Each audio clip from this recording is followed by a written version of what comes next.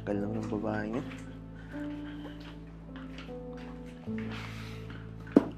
Buti naman dumating ka pa. Pahingi akong pera. Alis lang ako saglit, tsaka magluto ka muna ng makakain mo dyan. Makakauwi ko lang, pero kagad ng bukang bibig mo. Anong galing ako sa trabaho eh, di ka man nakapagluto dito sa bahay. Magluluto? Ako? Ako yung lalaki dito, di ba dapat ikaw yung gumagawa nun? Tsaka akin na, dami mo sat-sat eh. Saan mo gagamitin ng pera ha? Sa alak mo na naman! Kevin, buntis ako, magtipid ka naman! Huwag naman puro sa alak mo yung ginagastos mo! Wala ka nang pakialam doon kung saan ko gagastusin yung pera. Siguraduhin mong may laman to ha, kundi malilintikan kang babae sa akin. Tabi nga dyan.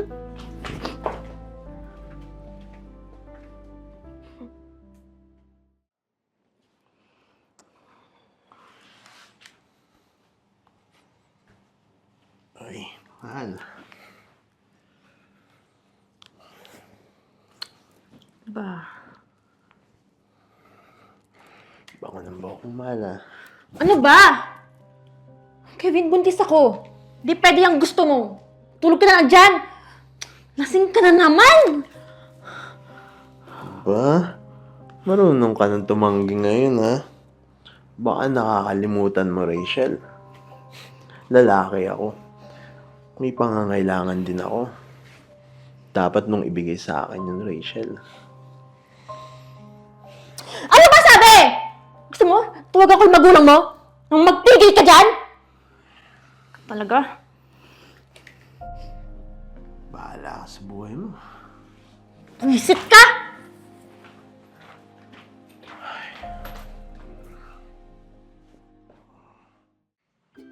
Ate, kamusta ka na? Kamusta naman yung pamangkin ko dito sa Choy? Okay naman. Ikaw, kamusta ka? Okay lang, ate. Si Mama, ba't di mo yata kasama ngayon? Ayun, busy sa ka-churchmate niya. Ganun ba? Lakas na sipa ah! Oo nga, ba't matagal pala ng sipa niya? May bisita pala tayo ah. O Sishi, nagawa mo dito? Napapasyal ka? Kuya, gusto ko lang kamustahin sa ate dito. Siyempre yung pamangkin ko. Pasyalan yung ate mo? O hingi ka na naman ng pera? Di ba yung pamilya ninyo yung pabigat sa aming mag-asawa? Walang ginawa kundi manghingi ng pera sa ate mo? Ate! Kuya, mali yung iniisip mo.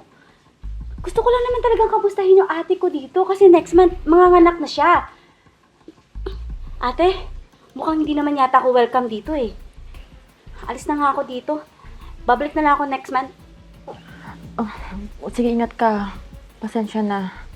Sige ate, ingat ka rin ah.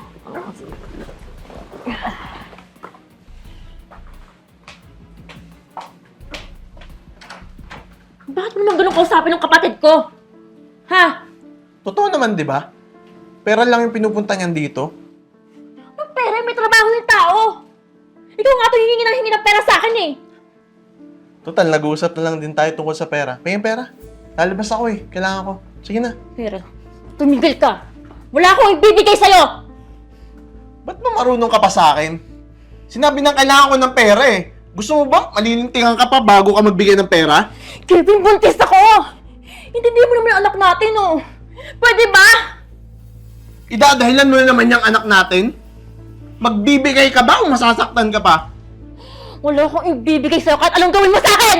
Gahan? Sige, akin na ngayon. Wala tayo na! Akin na! Ito, ba? Michelle? Michelle? Okay. Michelle? Tulong! Michelle?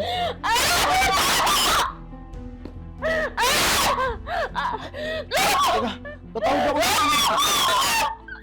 Sumunday.